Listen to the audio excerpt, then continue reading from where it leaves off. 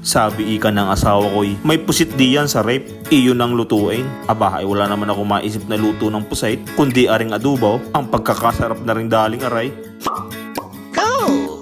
Gandang buhay! Sinimulan kong gayatain ng papagarne, aring 1 kilong pusit na aray. Hiniwa ko sa katamtaman para madaling lutuin at masarap nguyain. Sa totoo lang, aring pusit na are ay mahigit 1 linggo na din sa rep. Saktong maulan at walang tinda sa labas, di lahat ng imbak din sa rep, di akin ang niluto. Buti nilang ikat, hindi pa sira, abay mahigit 1 linggo na ay sa rep, palibhasa ay sa freezer nilagay, o di kahit abutin na 1 buwan, ay di pwede.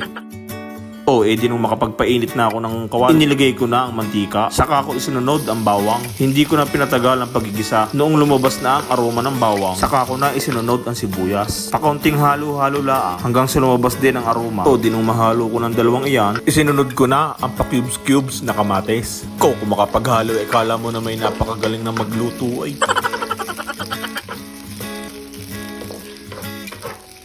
Noong napansin ko nalayot na bahagya ang kamatis, sa isip-isip ko ay ayos na re.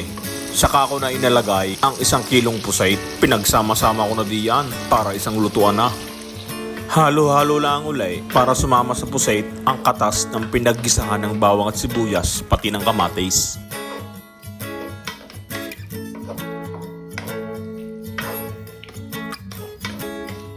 Kung mapapansin nyo, ay nagkulay itim ang sabaw. Abay hindi madumi yan, lumabas lang diyan ang tinta ng pusit. Tuloy-tuloy lang ang halaw. Gawa ng mabilis lang maluto yung pusit na yan.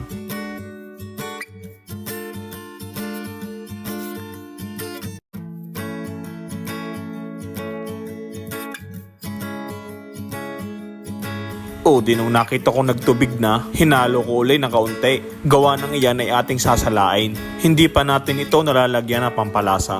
Hinapcook ko lang iyang mga pusit na iyan para hindi ma-overcook, kaya ating ihihiwalay. O di nung sabaw na lang niya natira, saka ko ngayon lalagyan ng kanyang pampalasa. Nilagyan ko ng kaunting patis at saka kaunting tubig.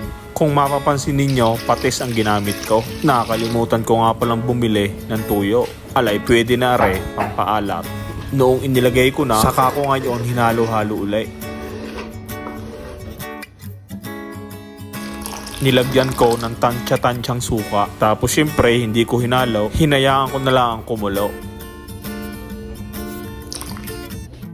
Saka ko ngayon tinakpan. Tinakpan ko mga 3 minuto. Makaraan ng 3 minuto, saka ko tiningnan kung kumukulo na. Ay pwedeng-pwede na ito. Nilasahan ko muna kung masarap na baga. Ay sabi kay katalo na, pwedeng-pwede na ray. Nung nalasahan ko, saka ko na ibinalik ang mga inhiwalay kong mga pusay. Para sumama sa pusay yung mga panlasa na ginawa ko. Saka ko uli hinalo-halo.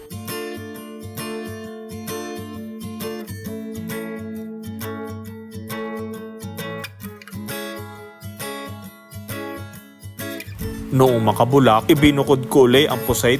Sa pagkakataong ito, ang gusto kong sabaw ng pusit ay medyo malapot. Kapag ang sabaw pinalapot ko kasabay ng pusit, baka naman ang pusit ay ma-overcook. Kaya inihiwalay ko ulit sa pangalawang pagkakataon. Bali ang pusit na rin ay luto na, palalaputin ko lang ng bahadya ang kanyang sabaw.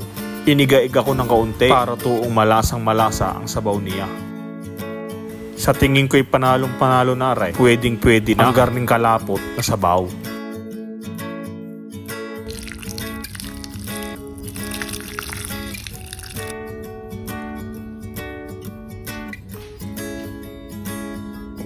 At ari na nga ang adobong pusit ni Bones TV. Talagang taob ang kaldero pagkagarne ang ulam mo.